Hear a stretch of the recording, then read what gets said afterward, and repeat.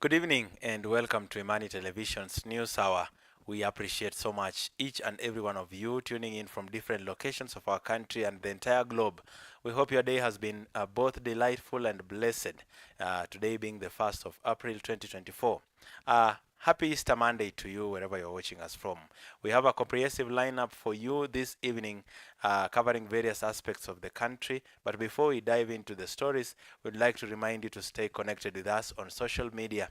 Follow us on Facebook and on YouTube at Imani Television for additional updates. But right now, let's get the top stories for today.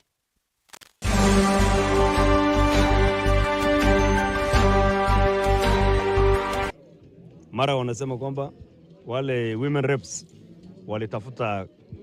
walianza kupanga namna ya kusupply, lakini ikakwama mahali. Ni mdomo tupure watu kusema kuna hii vitu na hakuna. Kama hapa sasa ile blanketi imezeeka ndio watu nararua na mtoto anatumia hiyo.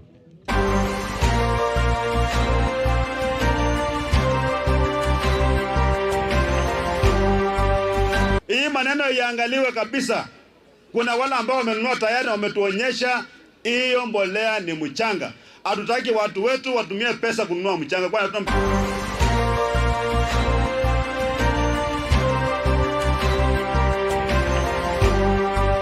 tumeona kwamba imekuwa siku nzuri. Kama foundation tutazidi kuendelea kushikana na makanisa, kushikana na wamama, kushikana na vijana.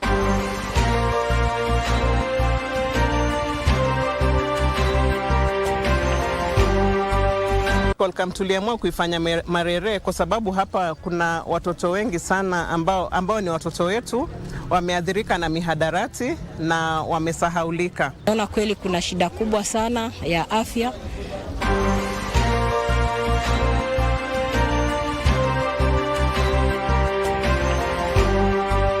It's not necessary to go back to opening those servers and auditing those elections, because it will only cause more woods and more broken relationships.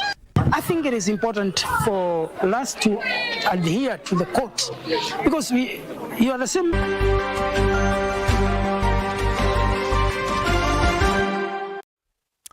Now, welcome to the broadcast. My name is Barasa Saenyi.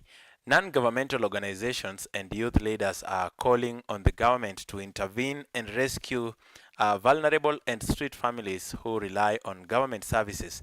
This comes as hundreds of vulnerable residents from the informal settlements of Bulapesa in Isiolo County received free medical care organized by Tumaini Health Angels youth group and the People at Tumaini Jangwani organizations. Let's watch this story. These matters being discussed here are very serious concern to the president. yale mambo. Tuliamua kuifanya Marere kwa sababu hapa kuna watoto wengi sana ambao ni watoto wetu wameathirika na mihadarati na wamesahaulika. Naona kweli kuna shida kubwa sana ya afya. Kwa hivyo tunatoa mwito kwa kaunti, tafadhali waweze kuweka nguvu zaidi, kwa sababu hapa ndio kitovu cha Isiolo County. Madaktari ndio wamekuwa wachache na muda ndio umekuwa mchache, lakini pamoja na hayo tumesaidiana na wale madaktari ambao waliweza kufika. Wagonjwa wenzangu, jameni, muweze kuambia wagonjwa walio nyumbani msilale, kuna Tumaini Health Angels ambao wanatembea mashinani moja kwa moja. Sisi tuko na shida kubwa sana, hata tunaomba serikali ya kaunti bana gavana atutafutie chakula, hata wao watu wanatumia madawa wapate chakula. Tulikuwa tunapata condition nyingi kama asthma, wengine high blood pressure, diabetes, arthritis, tumepata ugonjwa nyingi, tumepata skin condition, wengine tumewarefer huko kwa sababu watu walikuwa wengi, tumekuwa overwhelmed. Tulikuwa pia tunataka support. Tumefanya katika msimu wa Easter. Tunajua Easter ni wakati wa kusherehekea wakati Kristo alifufuka, na pia ilikuwa wiki ya huruma. Tumeona pia sisi we share our Easter with the community. Wanaenda wakiweka mazao masafi, unajikinga mvua, unatulia, unapata kadi kumangamanga, usiende mbali, unatulia, unapata madawa. Na hata na hivyo tunaomba Mwenyezi Mungu atusaidie tupate madawa, kwa sababu tusingeenda kwa hiyo hospitali, mimi mwenyewe ningeenda kwa kadi huko nikate kadi ya shilingi 50. Hiyo matibabu siwezi pata. Nikatio kadi niende chemistry. All right, now parents of children living with cerebral palsy encountered numerous challenges, including stigma and financial difficulties. This Easter, more than 50 mothers and their affected children congregated in Yala town in Siaya County to assess physical therapy services. These mothers aspire for societal understanding that cerebral palsy is a medical condition and not linked to witchcraft. Additionally, they hope for increased support from society for the care and accommodation needs of these children. Sehemu ya kupata kunyoroshwa mwili, wapate hiyo sehemu yenye mtoto asikuwe na shida, kwa maana tuko na shida hata ya transport. Saa zingine umelemewa, umepata ya dawa, umelemewa kufika hospitali, mtoto anarudi nyuma, na wanataka waone daktari kila mara, akinyoroshwa mwili atakuwa sawa. Sasa leo tumejumuika pamoja, tumeweza kufanya matibabu.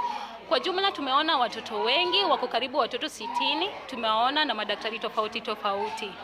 So mawaidha ambayo niko nao kwa wazazi ni kwamba watoto kama hawa tusiweze kuwaficha, tuzidi kuwatoa nje ili waweze kupata usaidizi.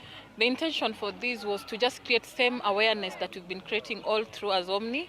We realized that even as much as we go deep into the homes and the villages to bring these mothers and the children out, we needed to show them what exactly are they supposed to be. All right, now we're still on matters health, and the Kenya Medical Practitioners, Pharmacists and Dentists Union, that is the KMPDU, says that they are ready to extend the strike in case the government does not address their concerns. Speaking during a burial service of Edith Kuoba, a psychiatrist in Trans Nzoia County, KMPDU officials restated the reasons behind the strike and emphasized that they will continue with the strike if the government fails to respond to their demands. Additionally, mental health practitioners advocated for the establishment of mental health facilities in all counties in order to help in tackling community challenges. Let's watch this. Not only in Kenya, but everywhere, that when somebody is a student, they are normal members of the society. When they go to medical school, they're still members of the society. But when they become doctors, then people believe that you have some divine incarnation in you that make you now not a member of the society, because they expect you as a doctor not to be sick. Because if you tell somebody you're sick and you're a doctor, they ask, how can a doctor be sick? With all the place where you work is the hospital. Therefore, they will not give you medical insurance. They expect you as a doctor because you have a calling. Because you have a calling, you should not be worried about the fuel to take you to work. You are called to work, whether you walk to work, whether you use a bicycle, whether you use a motorcycle, you have been called to work. And therefore, nobody will care how much transport allowance you have. Because you're a doctor, the society does not expect you to be broke and not to be able to pay your rent.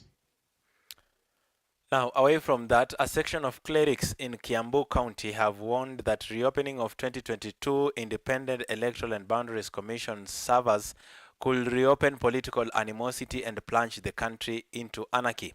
The clerics noted that while the country has been grappling with cyclic presidential election disputes, the decision of the Supreme Court, which declared that the 2022 elections were done fairly, should be respected and should be final. Let's watch this. As Mio, we would plead with you like we have done in the past, that it is not necessary to go back to opening those servers and auditing those elections, because it will only cause more woods and more broken relationships. I think it is important for us to adhere to the court, because you are the same people who normally challenge the president to adhere to the court.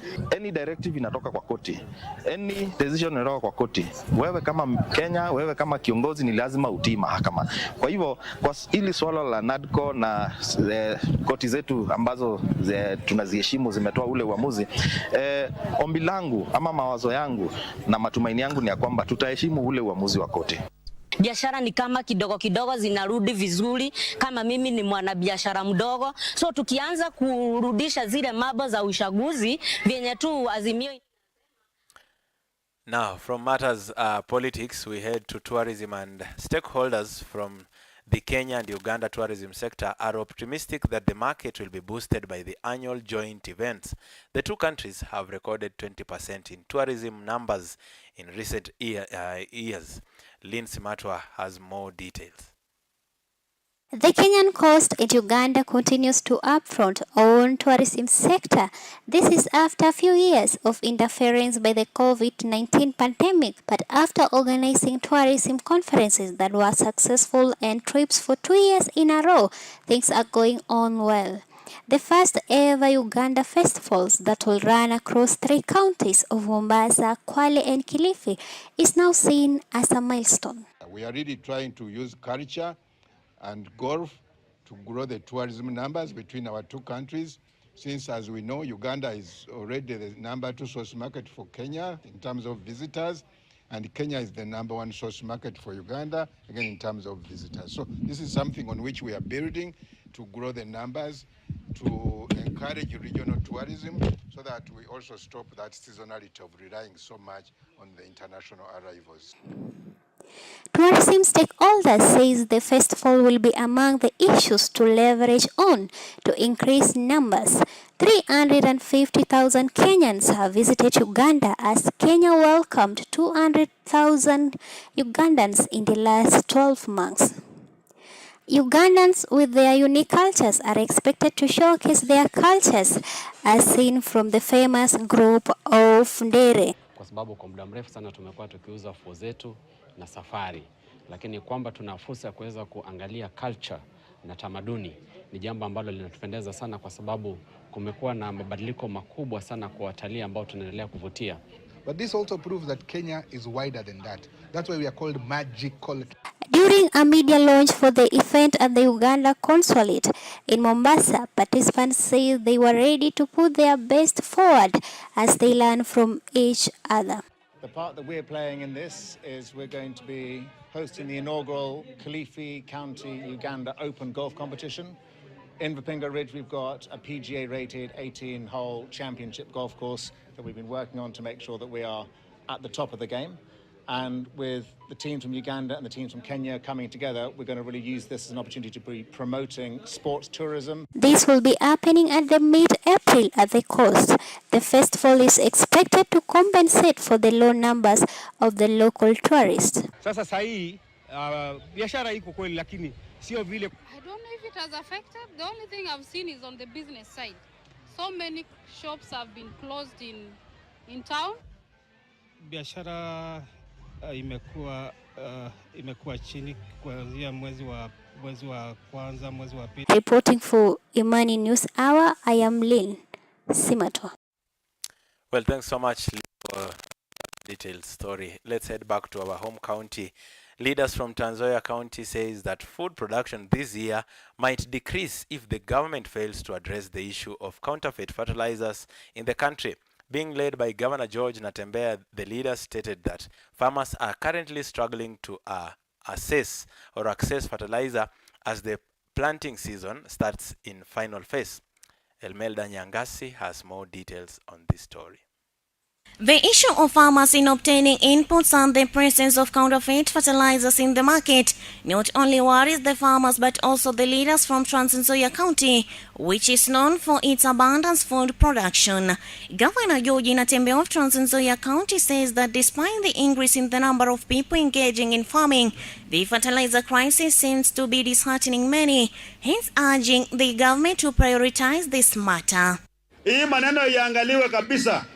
Kuna wale ambao wamenunua tayari wametuonyesha hiyo mbolea ni mchanga. Hatutaki watu wetu watumie pesa kununua mchanga, kwani hatuna mchanga ya kununua sisi. Ya kaunti tunaelewana? Operation fukuza njaa.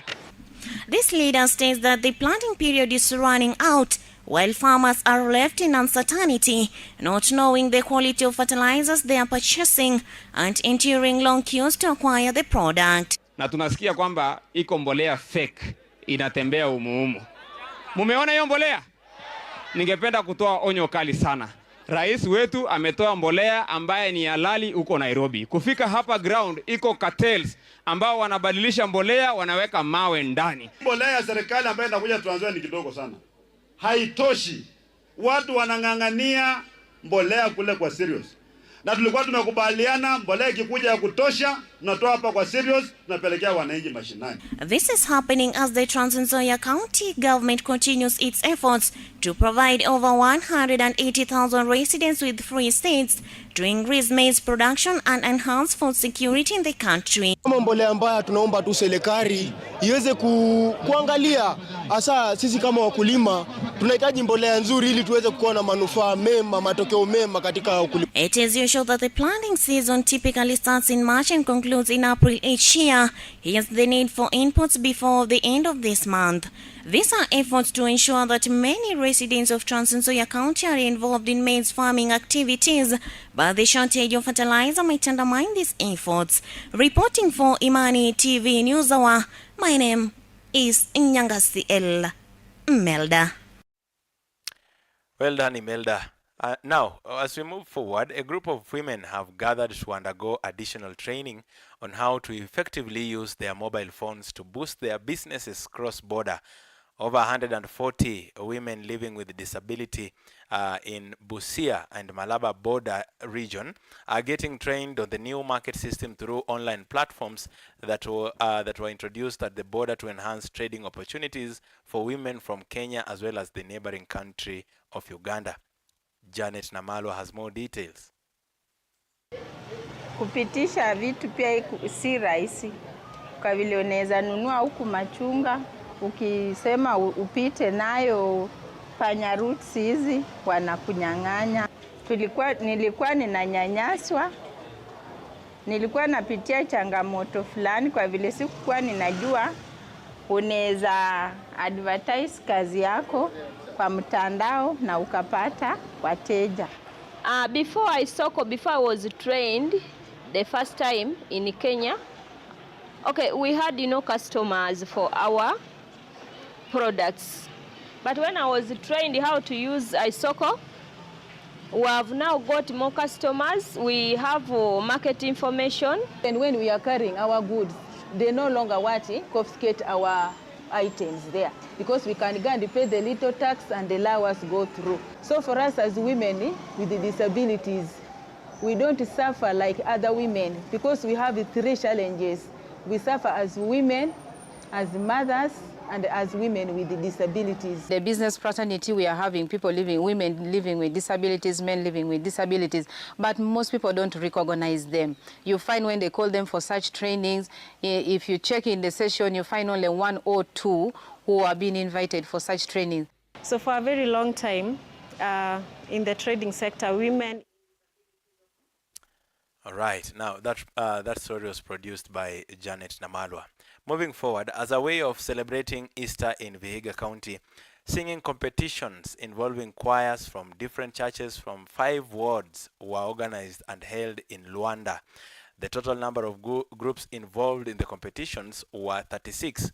And if the images can project on your screens right now, the competitions were led by Luanda constituency political and religious leaders, with Bishop Charles Asilutwa of the Anglican Church of Kenya being the leader of the competitions. St. John's SEK Emanaka choir won the competitions that were sponsored by Harold Mbati Foundation.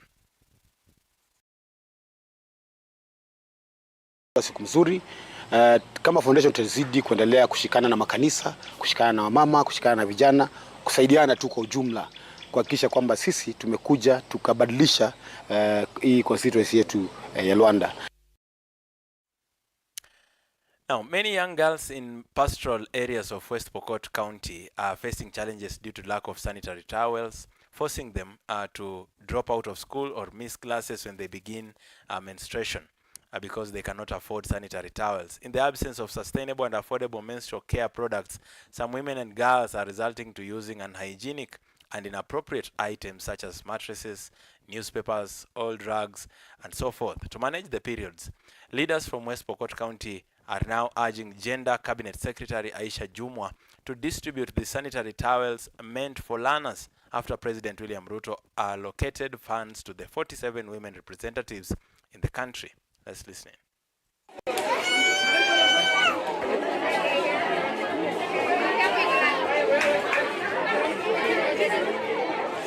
Tunapanga naye. Na si shule hii peke yake. Kwa hivyo nataka nieleze waziri. Kwa sababu wakati mwingi anazungumza juu ya sanitary towels. Mara wanasema kwamba wale women reps walianza kupanga namna ya kusupply, lakini ikakwama mahali. Ni mdomo tupure watu kusema kuna hii vitu na hakuna. Kama hapa sasa ile blanketi imezeeka ndio watu wanararua na mtoto anatumia hiyo, kwa sababu hakuna. Mpaka sasa sangine tuende mfuko na kuanza kurokota kidogo na kutuma. Ndio hata wajue namna ya kufaa. Najua vile ni hata wajui, lakini sasa wameanza kupick. Sasa wanafunzwa na wenzao wengine wale wamekuwa wakubwa. Kama vile nimesema kuna secondary school karibu, kuna mashule zingine karibu, na si kama samani sasa. Baadhi ya ile kazi ninayo kwa ofisi yangu ni kupeana sodo kwa wasichana wetu. Mwaka jana tulienda kwa president wetu tukaomba kwamba aweze kutupatia pesa ili tununue, ili mama kaunti zote, kaunti 47 tuweze kununua zetu na tupelekee wasichana wetu. President wetu na namshukuru aliweza kukubali.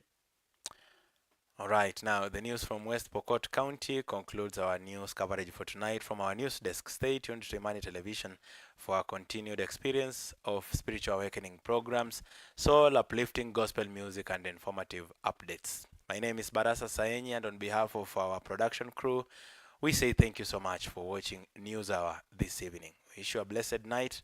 See you tomorrow.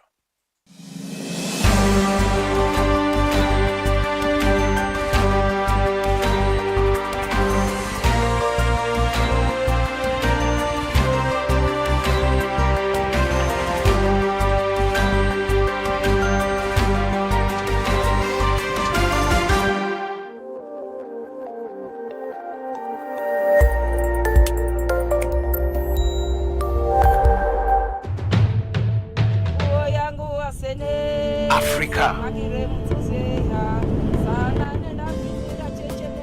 What is your perception of Africa as a continent? What are your hopes and dreams for Africa? 1 billion people.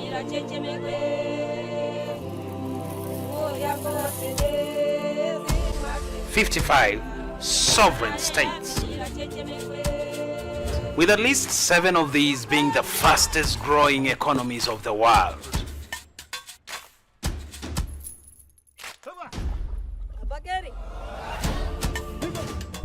But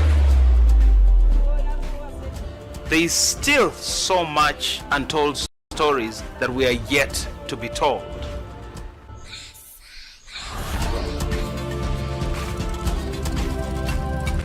Do you see your part in the development of this continent? Africa is a continent rich in resources, culture, talent, and the home of stories.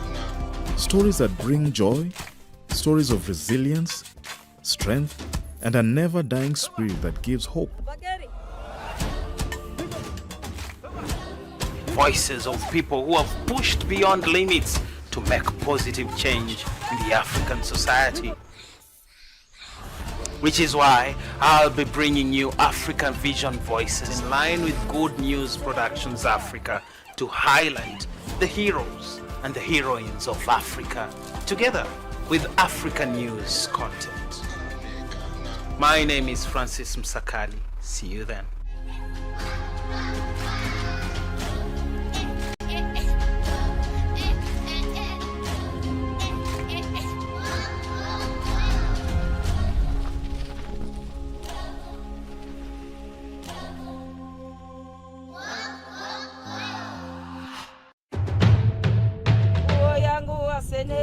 Africa. What is your perception of Africa as a continent? What are your hopes and dreams for Africa? 1 billion people.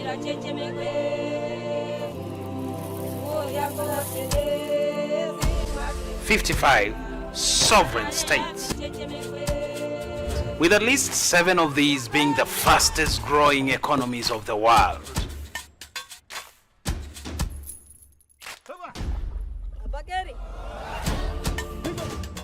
But there is still so much untold stories that we are yet to be told.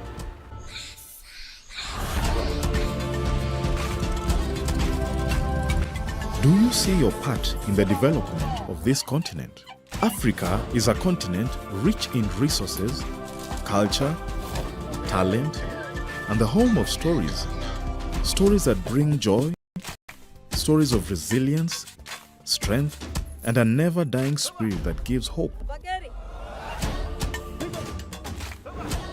Voices of people who have pushed beyond limits to make positive change in the African society.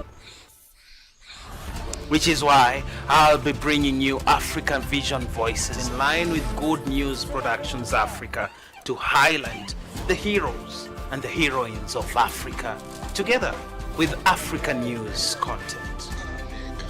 My name is Francis Msakali. See you then.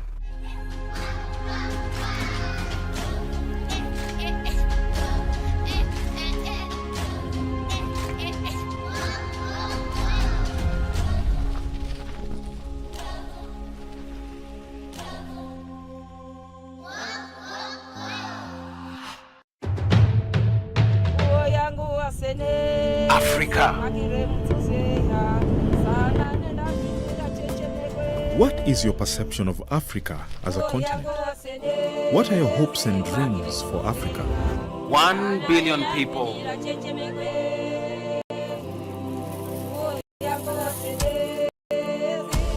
55 sovereign states, with at least 7 of these being the fastest.